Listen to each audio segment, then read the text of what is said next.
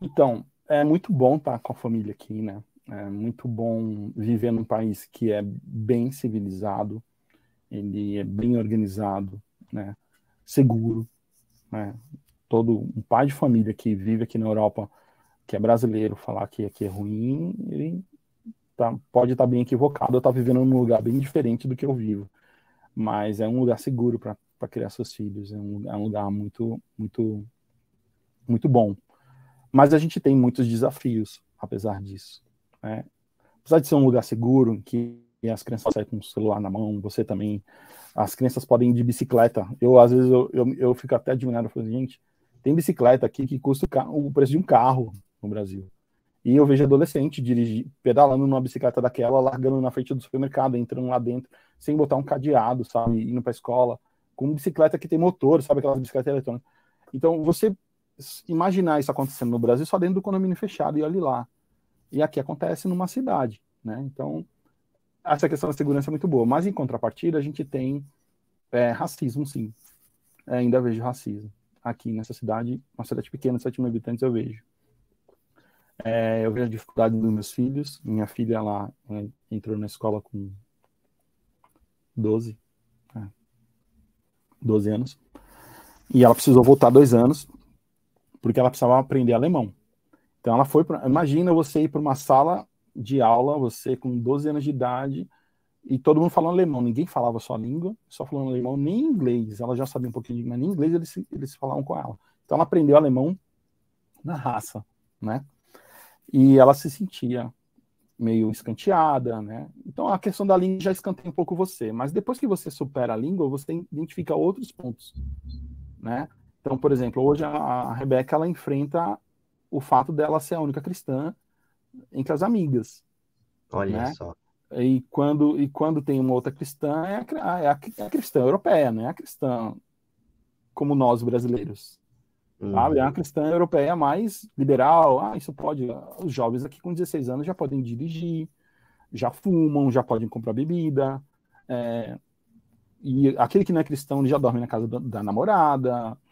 Então, quando eles saem do colégio, assim, como o ensino alemão é bem diferente dos outros, eles têm 3 níveis, né? Eles têm ensino técnico, ensino tecnólogo e a universidade.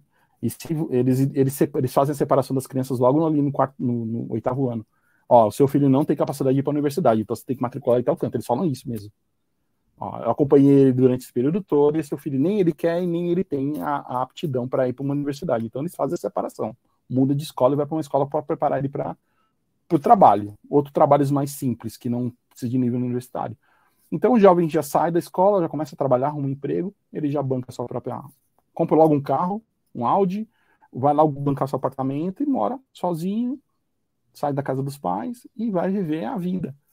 Então, a minha filha, ela sente essa dificuldade de não ter amigos cristãos ali na faixa etária dela que pensem, caminhem junto com ela. O meu filho, ele é mais claro do que a minha esposa é mais branca do que eu. E o meu filho é mais claro do que eu, mas os meninos ainda chamam ele de marrom cocô. Desculpa a palavra, mas é isso que eles falam. Né? Eles falam pup para ele, né? E ele às vezes fala, papai, eu sou marrom cocô? E ele fala alemão já, né? Ele já está com 8 anos, ele já fala alemão. Então, assim, isso para ele é difícil, sabe? Então tem essas questões de dificuldade. Não é só a língua. Às vezes você se prepara para vir com a língua, mas você tem que estar preparado emocionalmente para ver o seu filho sofrer bullying, sofrer discriminação, né? A gente que é adulto tira de letra, né? E olha que o Caleb, ele é uma criança que ele passa na rua, a gente chama ele de vereador. Ele chama todo mundo, oi, oi, oi, oi. E às vezes, Não ficou nada.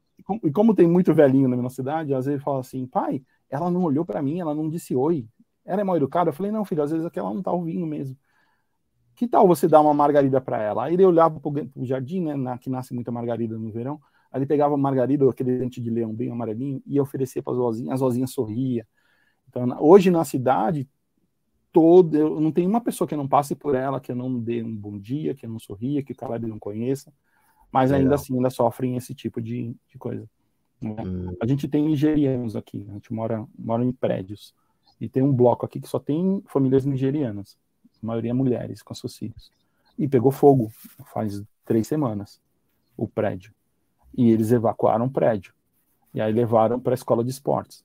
Aí quando o bombeiro falou, não pode voltar para lá porque a fumaça é tóxica, vai ter que ficar pelo menos um mês fora, a prefeitura falou, vou mandar eles para outra cidade. Aí a base, não, a gente pode receber.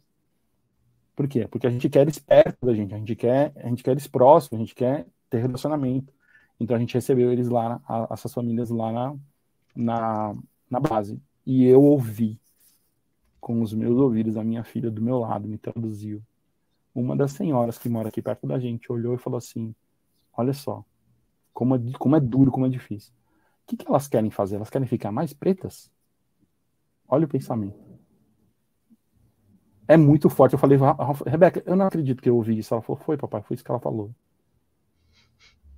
Então, assim, a gente vive numa... É velado, às vezes é velado, mas às vezes eles soltam mesmo, sabe? Assim, que eles discriminam mesmo. Mas isso não é o povo todo alemão, sabe, gente? Essa região aqui é mais difícil, mais dura mesmo. Mas quando se converte, quando é convertido de verdade, sabe? É aquele cristão firme, cristão reto, assim, sabe? Você então, disse aí... pode falar. Pode falar. A minha esposa está dedicada, né, esse ano todo ao estudo do alemão. A gente passou por alguns problemas. O primeiro ano foi bem agitado, o segundo ano foi quando ela teve problema na visão, o terceiro também, depois veio a pandemia. Depois que voltou da pandemia, ela liderou esse período dos ucranianos chegando, na hospitalidade e tudo mais. Ela inaugurou um ministério chamado Café das Mulheres, que hoje é liderado pelas ucranianas, né? Então ela começou a juntar essas mulheres que estavam com o psicológico abalado, né, vindo da guerra, e ela liderou, e hoje elas se reúnem toda quarta-feira, elas fazem estudo bíblicos, sabe? Elas estão fortes, unidas, né, fortalecendo umas às outras. E agora ela está bem focada no estudo do alemão.